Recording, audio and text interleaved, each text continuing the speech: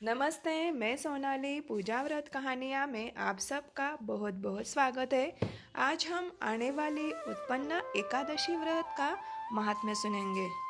भगवान विष्णु कहने लगे, हे युधिष्ठिर, सतयुग में मूर नाम का दैत्य उत्पन्न हुआ। वह बड़ा बलवान और भयानक था। उस प्रचंड दैत्य ने इंद्र आदि सब देवताओं को पराजित करके भगा दिया। तब इंद्र सहित सभी देवताओं ने भयभीत होकर भगवान शिव के शरण में गए।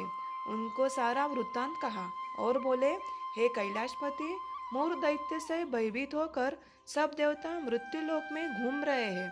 तब भगवान शिव ने कहा, हे देवताओं, तीनों लोकों के स्वामी, भक्तों के दुख का नाश करने वाले भगवान विष्णु के शरण में जाओ। वे ही तुम्हारे दुखों को दूर कर सकते हैं।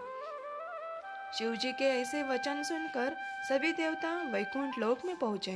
वहां भगवान को शयन करते देख हाथ जोड़कर उनकी स्तुति करने लगे। देवताओं द्वारा स्तुति करने योग्य प्रभु, आपको बारंबार हमारा प्रणाम है। आप हमारी रक्षा करें। दैत्य से भयभीत होकर हम सब आपके शरण में आए हैं। सबको शांति प्रदान करने वाले आप सर्वव्यापक हो। आपके सिवा तीनों लोकों में चर तथा आचर कुछ भी नहीं है। हे भगवान, दैत्य ने हमको जीतकर स्वर्ग से भ्रष्ट कर दिया है और हम सब देवता इधर उधर घूम रहे हैं। आप उन दैत्यों से हम सब की रक्षा करें। इंद्र के ऐसे वचन सुनकर भगवान विष्णु कहने लगे कि हे इंद्र, ऐसा मायावी दैत्य कौन है जिसने सब देवताओं को जीत लिया है? उसका नाम क्या है? यह सब मुझसे कहे। भगवान के ऐसे वचन सुनकर इंद्र बोले, भगवान, प्राचीन समय में एक नाड़ी जंग नामक राक्षस था। उसके महापराक्रमी और लोक विख्यात मूर नाम का एक पुत्र हुआ। उसकी चंद्रावती नाम की नगरी है। उसी ने सब देवताओं को स्वर्ग से निकालकर वहां अपना अधिकार जमा लिया। सूर्य बनकर स्वयं ही प्रकाश करता है, स्वयं ही मेघ बना बैठा है और वह अजय है। यह वचन सुनकर भगवान ने कहा, हे देवताओं, मैं शीघ्र ही उसका संहार करूंगा। तुम चंद्रावती नगरी जाओ। इस प्रकार कहकर भगवान सहित सभी देवताओं ने चंद्रावती नगरी की ओर प्रस्थान किया। उस समय दैत्य मूर सेना सहित युद्ध भूमि में गरज रहा था। उसकी भयानक गर्जना सुनकर सभी देवता भय के मारे चारों दिशाओं में भागने लगे।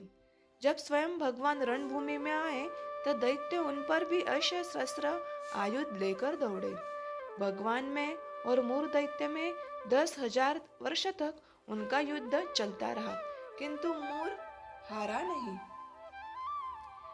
आखिर थककर भगवान बद्रिकाश्रम चले गए। वहां हेमवती नामक सुंदर गुफा थी। उसके विश्राम करने के लिए भगवान उसके अंदर प्रवेश कर गए। यह गुफा 12 योजन लंबी थी और उसका एक ही द्वार था। विष्णु भगवान वहां योग निद्रा की गोद में सो गए। मूर पीछे पीछे आ गया और भगवान को सोया देखकर उनको मारने के लिए भागा। तभी भगवान के शरीर से एक उज्जवल कांतिमय रूप वाली देवी प्रकट हुई और उसने मूर राक्षस को मार दिया। जब भगवान सोकर उठे तब उनको सब बातें पता चली और उन्होंने इस देवी को एकादशी का नाम दिया, क्योंकि वो उसका जन्म एकादशी के दिन हुआ। इसीलिए उसे उत्पन्न एकादशी के नाम से जाना जाता है और पूजा जाता है।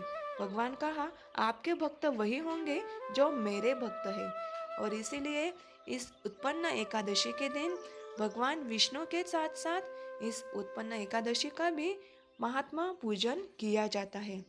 ऐसी है ये उत्पन्न एकादशी की महात्मा व्रत कथा। तो भक्त हो, कैसी लगी मुझे कमेंट्स बॉक्स में एक कमेंट्स जरूर कीजिए और मेरे इस नए चैनल को सब्सक्राइब करना ना भूलिए। धन्यवाद।